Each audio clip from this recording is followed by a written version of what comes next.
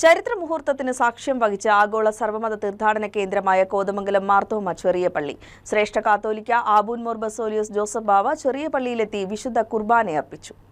ശ്രേഷ്ഠ കാത്തോലിക്കയായി സ്ഥാനാരോഹണം ചെയ്ത ശേഷം കോതമംഗലത്തെത്തിയ ശ്രേഷ്ഠ ബാവയ്ക്ക് കോതമംഗലം മാർത്തോമ ചെറിയ പള്ളി ഊഷ്മളമായ സ്വീകരണം നൽകി.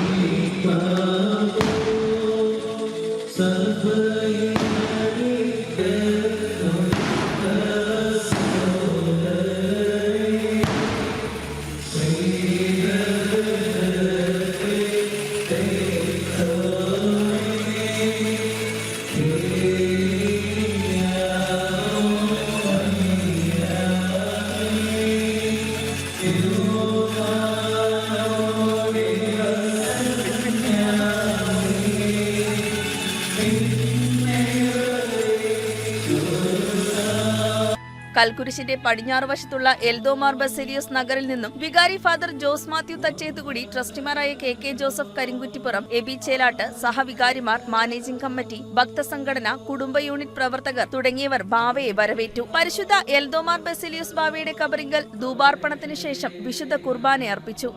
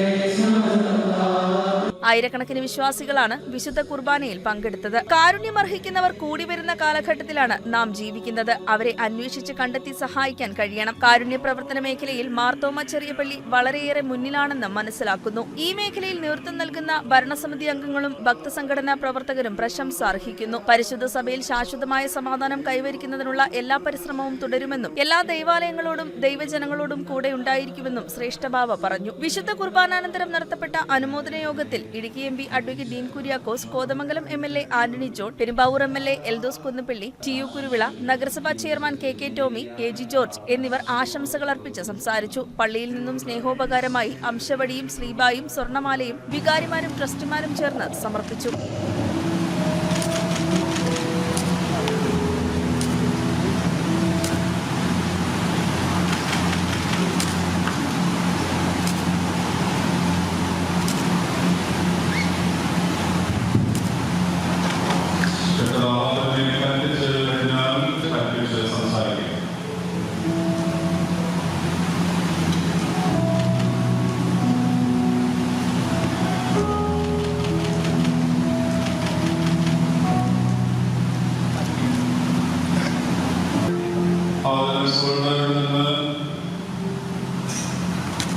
വലിയ പള്ളിയിൽ ചെന്ന് പ്രാർത്ഥിക്കുന്നുണ്ട്.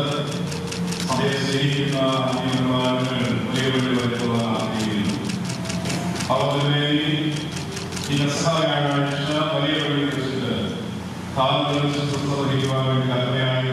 ഏലിയാസ് മോർ യൂലിയോസ് തിരുമേനി, മാത്യൂസ് മോർ തിമോത്തിയോസ് തിരുമേനി, പരിശുദ്ധ പാർത്തിനർഗിസ് ബാവയുടെ സെക്രട്ടറി മാർക്കോസ് മോർ ക്രിസ്റ്റോഫോറസ് തിരുമേനി, വൈദികർ, സന്യാസിമാർ, രാഷ്ട്രീയ സാമുദായിക സാംസ്കാരിക പ്രമുഖർ തുടങ്ങിയവർ അനുമോദന യോഗത്തിൽ പങ്കെടുത്തു. വിശുദ്ധ കുർബാനയിലും അനുമോദന യോഗത്തിലും പങ്കെടുക്കുവാനെത്തിയ മുഴുവൻ ആളുകൾക്കുമായി സ്നേഹവിരുന്നും സംഘടിപ്പിച്ചിരുന്നു.